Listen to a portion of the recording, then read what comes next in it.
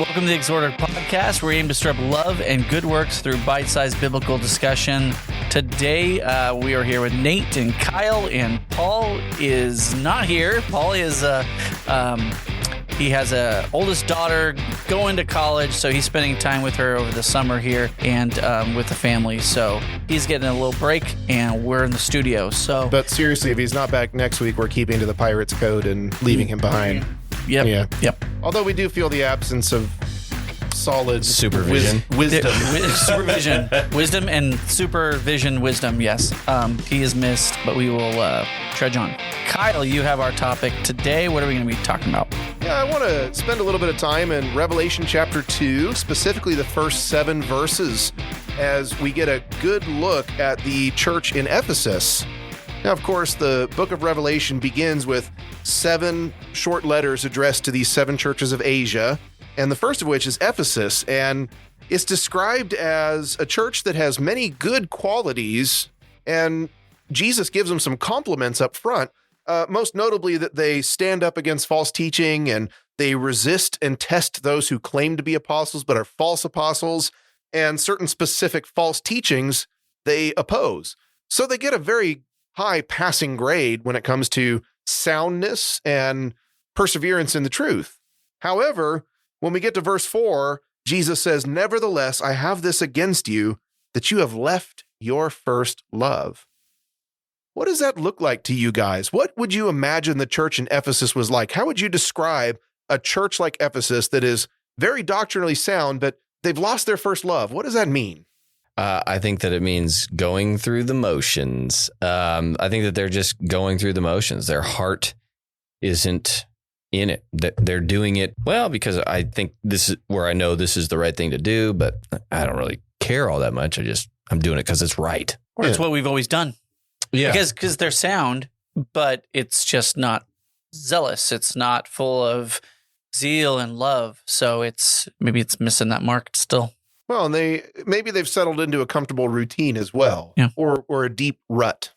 That's oftentimes what happens. This happens all the time, right? I mean, Are you talking about like personally or as a congregation? Both, right? I mean, it's kind of like just waves of, sometimes you're kind of going through, a season maybe, right? Where it just feels like a lull. And sometimes then we have gospel meetings or we have other things that kind of then ramp things up and people are now showing up more or more excited for work. But as far as the church goes, I feel like this is something that we can identify with over the years, ebbs and flows of. Well, or you might maybe phrase it a different way, that they've forgotten their why, their central motivational point. Why are we doing these things? And of course, the Bible identifies in Matthew 22, beginning in verse 37, that when Jesus was asked about the greatest commandment, he said to love the Lord your God with all your heart, with all your soul, and with all your mind. And that the second was like it. You shall love your neighbor as yourself. And on these 2 laws depend the whole Bible. Everything is hinged on that concept of loving God and loving your neighbor as yourself. And when we lose that motivation, when that love, that fire that is the love for God and love for others begins to fade out, we can still go through the motions and still do a lot of things right, but more out of routine. And I think we do less evangelism and we're less excited about these things, but we still do it. And that's not good enough, though. So the verse that came to mind, or the passage was I think it's in Matthew 7. Not everyone who says to me, Lord, Lord, will enter the kingdom of heaven. Like, we can be going through the motions, but we have a major heart problem, and God knows. And he wants us to get our heart right. Yes, we should do the right actions too, but we want to do them with the right attitude and the right mindset and with that motivation of love, which is really just service to others, caring about others and what's good for them. Well, and it says here in verse 6 that this you have, that you hate the deeds of the Nicolaitans, which I also hate. Now, for all my study, I still don't know who the Nicolaitans were, but obviously they represent some sort of false teaching. I just think they didn't make very much money. The way he said that, I thought he was saying, Kyle said, which I hate. That's what it looked at me saying. Like, Kyle, what do you have against the Nicolaitans? I hate those Nicolaitans. Yeah, I hate those guys too. I hate the Dimolaitans. But it seems like No more Nate. You're cut off. No more. No more dad puns. Sorry. If Paul were here. But it seems to me like Ephesus is a church that was able to define themselves by what they were not. And we see this sometimes today, things that are important. So don't hear what I'm not saying. Non-institutional, non-denominational, non-cooperative, non-whatever. Those are all things that we have reasons for the authority of the scripture, what they authorize a church to do, what they do not authorize a church to do. Those are all very important things. But if that's all we have to define ourselves, that's what I see in Ephesus. They were against these false teachings, but what were they for? What did they believe in? What did they pursue? And I think that's where they're lacking. Well, it's also not a recipe for growth. I think that's another key right there is I've known congregations and to be very focused on doctrine, but maybe in such a way that maybe they're not very evangelistic or open and receiving of bringing more people in, but more making sure that the wolves don't come in. So, that kind of thing. So I think that you need to have this things which are important, but you can't have one with only that. Yeah. The protective nature, you gotta only grow. The conservative, the conserving of truth. There has to be more than that. It's like the analogy of the milk and the meat, when it comes to spiritual maturity. And you can't just stay at that level, right? You can't just stay, can't stay at that milk level for forever. You got to grow. You got to move forward. You got to mature. To me, it's almost like they had the knowledge down, but the living it wasn't there. As a congregation, how do we know that we've lost our first love? Oh, great How do question. we know that we've gotten stale?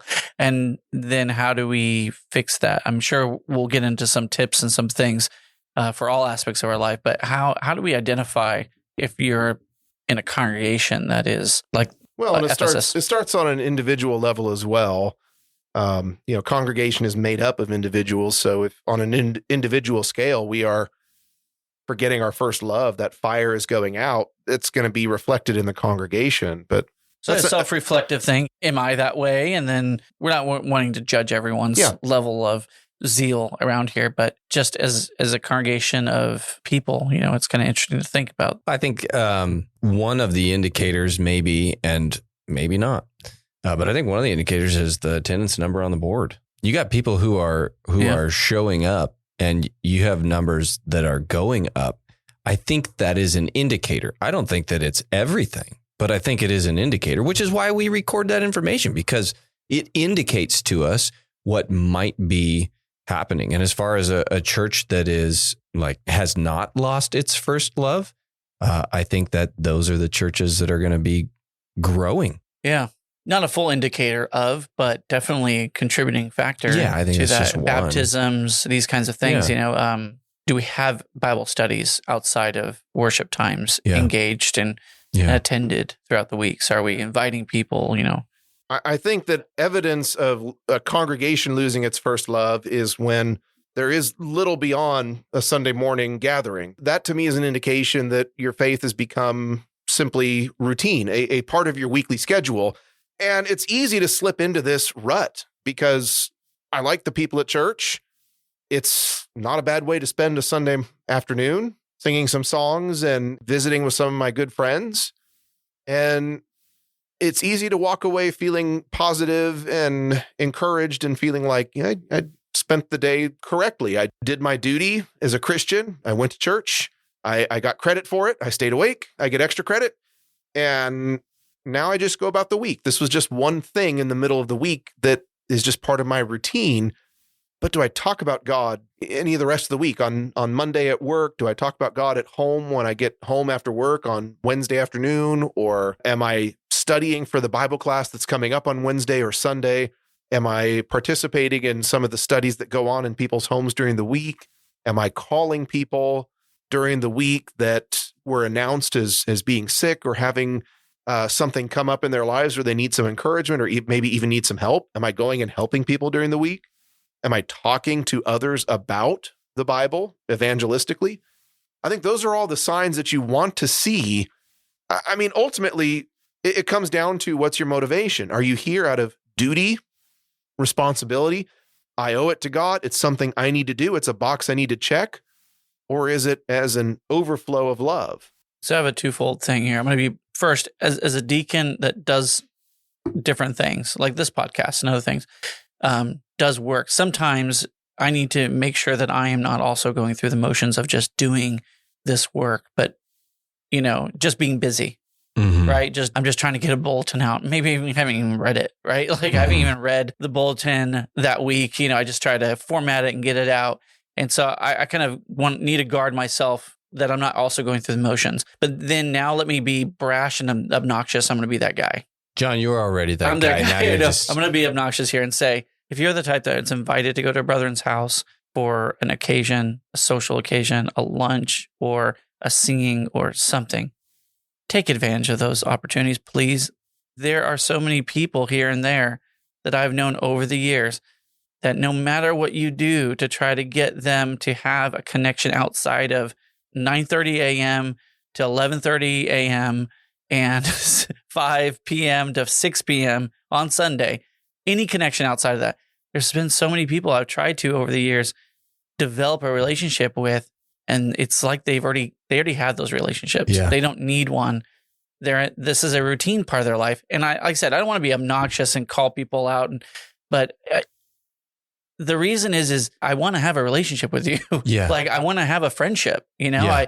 If we're people are hosting and they're reaching out and they're invite people to be a part of their lives, take advantage of it. It's only going to help you out in this Christian walk that we have to have fellow brethren you're connected to. And I get discouraged when you try to do those kinds of things and you're getting the same people not coming or not wanting to participate, and then you start wondering, is it me or is it just they're in a routine maybe, or we're not a big part of their lives, and that's kind of disconcerting. So, well, I think if we consider this in a different setting, namely the marriage relationship, I think that's a bit more relatable and probably would help us understand and get a better grasp on what it looks like to lose your first love. Kyle, my marriage is fine. Yeah, so we thought this was going to be about the church, but really it's just going to be... Kyle's just rebuking us on our marriages. Well, this is a 2-for-1 episode. We can talk about, and I don't want to focus too much on the church because it's easy to detach yourself and say, well, maybe the church has lost its first love, but not me. Sure. So I want you to think personally about your own faith as part of the congregation. But this is also a 2-for-1 episode because I think we can make some very excellent points and observations about marriage, because marriage is not always going to be fun. It will be challenging, and it's not always going to be easy. Like when you're first dating or that first year of marriage, it's not easy for everybody, but generally speaking, it starts off pretty smooth, and then sometimes you get in these ruts. And well, what does it look like in marriage? What does this look like? The same description. Ephesus does all the right things on paper, and they perform all their duties to God on paper, but they've lost their first love. The love is not there. What does that look like in marriage? You're going through the motions with your spouse. You might be doing all of the right things. It's like the analogy of like being roommates. It's like she's got her thing going on. I've got my thing going on. We both do what is necessary in order for the household to function. I'll still pay the bills. I'll still go to work. I'll still help watch the children. I'll be a good dad. Right. I'll keep the lawn cut. I'll hold up my end of the bargain. You hold up your end of the bargain. Let's just make this work. But the passion is not there. Yeah. And you're just roommates. The genuine love for the other person and desire to see them fulfilled and desire for them to, I don't know, just enjoy life and have the things that they need to have their needs met is not like it was when you were first dating. I think this ebbs and flows over life. Where you're like that. And usually when it's like there's certain milestones when you have your first kid, right? You are not the center of attention anymore, right? As the guy, you are not the center of attention. But the kid, and then the however many kids you have. I mean, as that grows, life just becomes a little more difficult and more distracting, and you start you don't take as much time for that relationship, that original relationship, as you should. So, how do you recognize this in marriage? How do you recognize? That was the question you asked about the church. How do you recognize when a church or you personally have lost that first love with regard to your faith? When is it evident in marriage? Attendance. So they stop coming home. Well, that's a good thing. That's a good thing. When someone literally guys, we have a tendency to, an opportunity sometimes to avoid our families by staying at work longer or doing more work or, doing these things, finding recreational activities to do on the weekends when that's the only time we would have had time for our family. Golf, podcast. Even sitting around the dinner table. Where on paper, you're doing the thing a good family should do. You're having dinner together. But if your phones are all out and no one's talking to each other. Oh, yeah. Have you lost your first love? You're not a family-oriented family. You get them, Kyle. You tell them. Well, without Paul here. Put away your phones, people. Without Paul here, I definitely have the most marriage seniority here. Sure. 18 years. Yeah, it's because they won't let me combine my two numbers. Oh, I get it. I'll try to add my... Yeah, it doesn't work. Been married as long as Nate's wife has been alive. Yeah. Wow. Wait, how many years? Two episodes in a row. You can delete That's all right. That's all right, Kyle. Staying in there. That's all right. That's low hanging fruit. You can pull that one out. In Sanger, they really don't have any idea of fair fighting. So. Oh, no. We fight dirty for sure. Yeah. No joke. You'd like to. But that's how we'd recognize it is you're going through the motions, but you're just not really, it's not that exciting anymore. It's just the routine you're in. You have dinner at the same time every night. You do the same things over and over and over again. There's the rut you get stuck in, and you're just on autopilot. You're doing the right things technically, but the passion is gone. Mm-hmm. So in marriage, let's start and work our way back towards our faith by asking with regard to marriage. We identify it. How do we course correct in marriage? So, I read something one time that said, do the loving thing and the loving feelings will come. Like just, maybe you don't feel a lot of love toward your spouse today. That's just life sometimes. So you may not want to, I don't know, leave her a nice note in the morning or, I don't know, do the dishes. Do them anyway. And those feelings of love and concern for the other person will start to come. Did you do those things when you were dating? Well, I didn't do the dishes while we were dating. No, but like little notes. Yes, lots of them. Random flowers. Yeah. Just random romantic things. The Post-it company made a lot of money off of me. I made a lot of those little notes. And at some point, and not every marriage is the same, but I'm going to go out on a limb and say most of them follow this basic trend. At some point, that grinds to a halt, and you're just not doing that kind of stuff anymore. And over time, the nature of your marriage is going to change as you mature and grow through life. And I'm a different person than I was when I met Jessica at age 17. So yeah, okay, not everything's going to be exactly the same, but consider the advice that I won't say advice, the instruction that Jesus gives to the church in Ephesus. Revelation 2 and verse 5, he says, "Remember therefore from where you have fallen, repent and do the first works, or else I will come to you quickly and remove your lampstand from its place unless you repent." So he says, remember how things were at first, repent, which means change your behavior and do the things you did at first. So think about it in terms of your marriage. What kinds of things did you do when you first met your wife? What kinds of little things did you do to show her that you loved her? Woo her. Well, and that's the difference is you're trying You're assuming I needed to do anything. oh, John. You're assuming. Well, women, so. Yeah, I do. I did. I did. I thought I did. I lost it. I mean, you made the time and effort in your days, to it's just more time. Honestly, that's probably one of the things that you hear most from wives and from even husbands, that you kind of lose over the time when you're spending a lot of time taking care of the kids and everything. You just lost that time, and that time dedicated to spend together. And something's really important. Something's got to give. You have kids, you have legitimate pulls on your time now. Yeah. I know, we could probably just hire someone to take care of them and then. Yeah. Nannies. Yeah. Why can we afford nannies? Well, government. Because the legitimate point I was trying to make was that something's got to give, and maybe that means less television or less golf or less whatever sacrifice you need to make. If you have kids and maybe when you first got married, you didn't have to work much because you lived cheaply in an apartment and you were poor and happy and didn't care, but now you have more bills to pay and more responsibility. So you have to work a little bit more and you've got other legitimate pulls on your time, like having kids.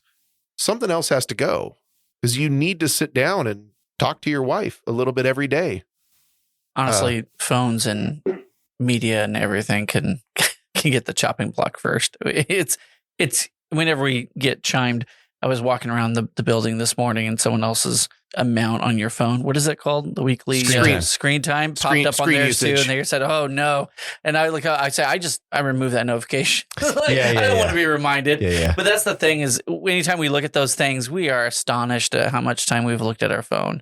Oh my goodness, and that's a big one. We just need how many, okay, if you could replace the amount of minutes that you looked at your phone by the amount of minutes you looked at your wife, like alone, that would have been, I mean, she'd be annoyed by that. Difference.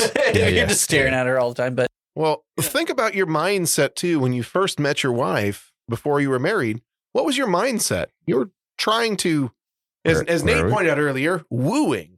You were trying to win her. You were trying to win her affection and you went out of your way to do kind things for her. I mean, I know I did. I used to open the car door. Oh, yeah. I can't remember when the last time I did that one was. has gone by the wayside. Yeah, I need to work on that. I used to leave notes behind when we dated long distance in high school. I'd come visit in Idaho and I'd leave notes behind or a mix CD. I don't know. Do kids maybe it would be a no? They don't. It would be a playlist. They'd make a custom playlist on Spotify. You send them a meme. Yeah, send them a meme. Yeah, but I would do little things. I'd be away from her in Portland and I'd see something that made me think of her. I'd buy it and say, I'm going to give this to her next time I see her.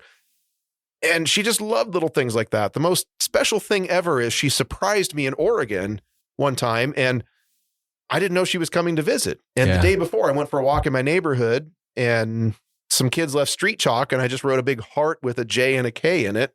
And then she shows up the next day and I'm like, let's go for a walk. And she knew that there was no way I knew she was coming. But she saw that and just, that was one of the most special things she said I ever did. Just a little way to show like, I was thinking about you. So that stood for Jessica and Kyle, not just kidding, right? Correct. Okay. The solution that Jesus says is remember how things used to be and repent and do those things again. And so if your marriage is starting to fizzle a little bit, just think back to the fun times when you were first dating or, I remember us being poor and living in an apartment and I didn't care that we were poor. We just had so much fun.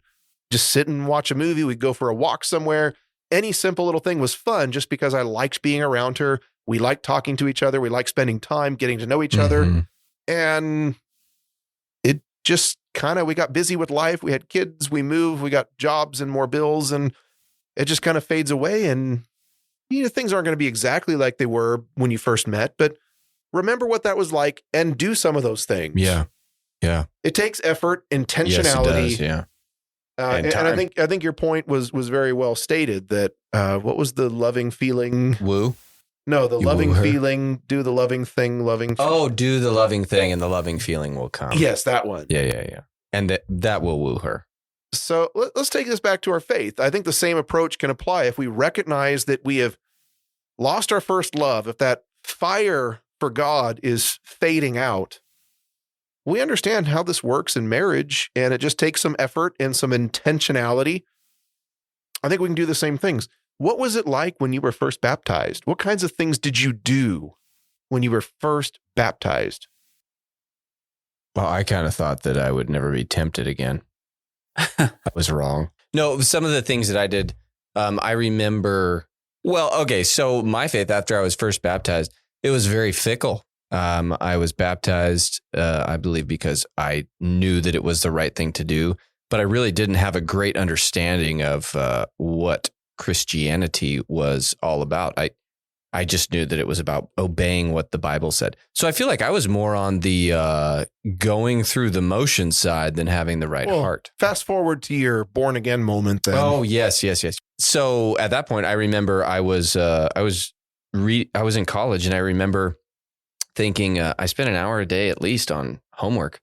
I should spend at least an hour in the Bible every day. Like, what's more important? And I did. I would sit down at my desk in my little apartment, and I would not just read, but study the Bible for at least an hour. I mean, that was most days. And then I would pray very frequently.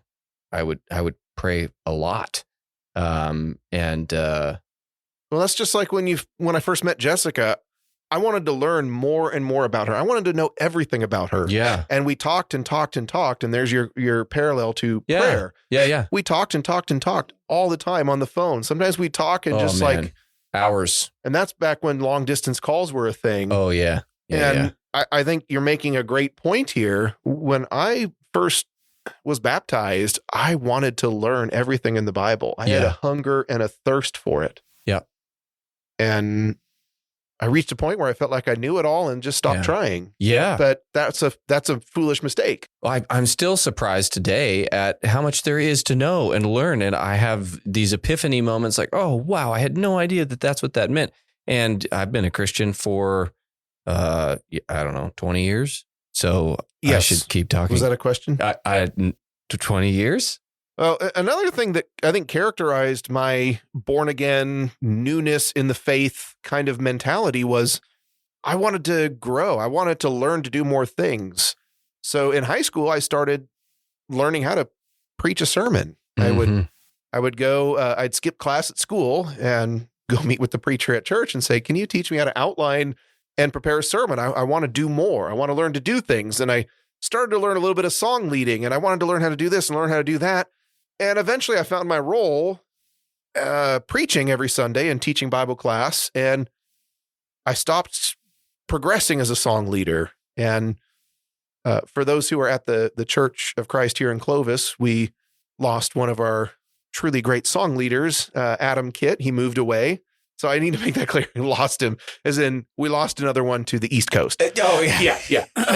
No, he's still alive. He's dead to us. He crossed the... He's no longer with us. He's with somebody else. Another congregation. And now it's more apparent that we need some guys to step up, and especially like introducing new songs and things like that.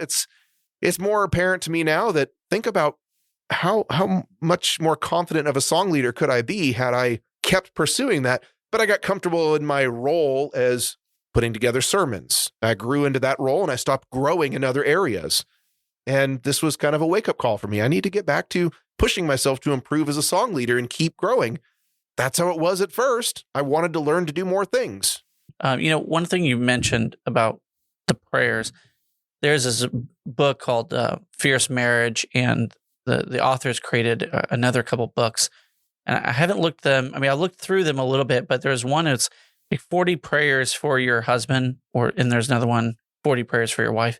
And it goes through and basically outlines a prayer that you can pray about or for your wife and their choices or their attitude or their love or joy, And I think that that's one thing that we don't do enough of is pray for people. As we talk about even the congregation, praying for the zeal of the congregation, praying for our own zeal, but then on our relationships, I think taking the specific time and think about how we're going to, with God's help, encourage and uplift our spouse through prayer and what we would want for them in our relationship. So, I think that's an excellent point, John, about praying.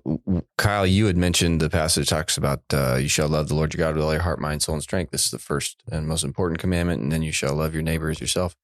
And if we really love those in our congregation, then we should pray for them. And I think that's part of the first love and within a congregation. So I think of not everyone is as blessed as us right now of having good relationships with our spouses. Some people are in those times, it could be in those times of their lives where it is more of a struggle there's probably some times where you don't think there is a lot you can do, to encourage and make, to ignite the love in your spouse, for you. But I think that taking the opportunity of seeing that we do have the power of prayer, we do have that opportunity to get God's help in doing that. So I remember, what was that movie? Cameron Diaz. Kirk Cameron. Yeah. What was that movie years ago? Fireproof, right? And the whole premise of that movie was that the relationship got so volatile, it basically didn't have a relationship. And as he was discovering his way to kind of woo her back, it was doing things for her every day, despite their reaction. I think that's a big key there is a lot of times you can try to do something or you're wanting to make that effort, but it's not reciprocated. You think, okay, well, why bother? Yeah. And I think that that's what you mean by doing the work, and the benefits will come from that, is do it wholeheartedly, do it without reciprocation, do it continuously, and see how you're going to, ignite that love again in your spouse, or that wonder that once was there. Well, commitment, I don't want to knock commitment too hard in this episode, because commitment is important. Mm-hmm. There are going to be times in your faith where you're just not feeling it. You're struggling emotionally and spiritually, and commitment might be what keeps you here on Sundays. It might be what keeps you from crossing lines you shouldn't cross. And in marriage, there's going to be times where it's a real challenge, where you aren't on the same page as your spouse, and you're really struggling to feel the love for your spouse.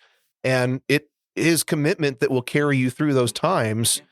But God doesn't want our marriages to remain loveless. Good. Yes. And he doesn't want our faith to remain loveless. Commitment will carry us through the rough times and the challenges and the obstacles. But marriage or faith, neither can thrive on commitment alone. God wants the love and fire to be there. Yeah, I mean, It may not happen all of a sudden. It's a long suffering, right? That's the whole point, of putting that in there. That's a virtue that we should take on, but also just stay with it, because it all happens in seasons of life. You see people go through different seasons of life. None of our kids are even grown up yet, crying out loud. I hear that some of the best years is when the kids are all grown up and out of the house, and now you have all this time to refocus and kind of get back into that marriage. Now, hopefully what we're talking about is don't drift so hard that time is more difficult. Yeah. But what can we do to stay engaged and stay completely, infatuated in love like we once were? There, someone told me one time, and it'll stick with me forever. Is it Psalm 23? Yea, though I walk through the valley of the shadow of death. And then she would say, I don't set up my camp there. I keep walking. Maybe I'm not feeling the love for my spouse, or maybe I'm in just struggling with my faith. So you feel like you're walking through the valley of the shadow of death. Well, don't stop in the valley. Keep walking, and you'll eventually get through that particular. You'll get through it. If I could kind of wrap up this episode, I would just encourage you that if you're in your marriage, if you are one of our married audience members, and you're in one of those rough spots right now where commitment is carrying you through, I would strongly encourage, my encouragement to you is to just stay with it, with the commitment. It's challenging. Marriage is going to have difficult times, but you need to stick with it. And you need to have that hope and persevere. Well, because it's what God expects of us, and we should work through the difficult times in our marriage. But the reward is there. When we put in the effort to work through those things, we come out stronger. Our relationship is stronger. And the same thing with our faith. Commitment might carry us through, but if you're struggling in your faith and you feel like that fire has gone out, it's a simple formula.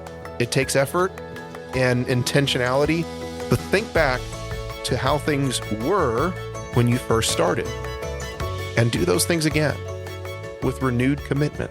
Kyle, thank you for that great topic on losing your first love and what we can do if we're struggling with our faith or if we're struggling with our marriage. If you're listening today, ask yourself, are you struggling in your faith? Are you struggling in your marriage?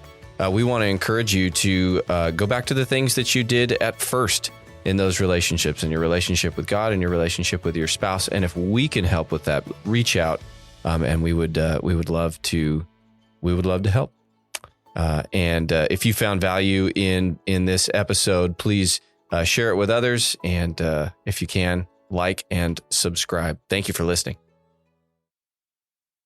All right, nothing recorded. Nothing recorded? Nothing recorded. So this doesn't happen very often. All right, we'll start over. But now we can clean it up because I think we went 4 directions, me and Nate, before we got back to you were wanting to stay biblical. Crazy. Why were you wanting to stay biblical, man? Are you recording now? We are. Are you recording now? Oh, good. So my insults will be recorded this time. And I'll be looking at it more intently. It was a new card, and I don't think it was formatted, so I think it just kind of stopped. Don't use that technical jargon on us. You could just say I did it wrong. Say it. I messed up. Repent. Maybe you take a look at your wife and realize she's pretty plain.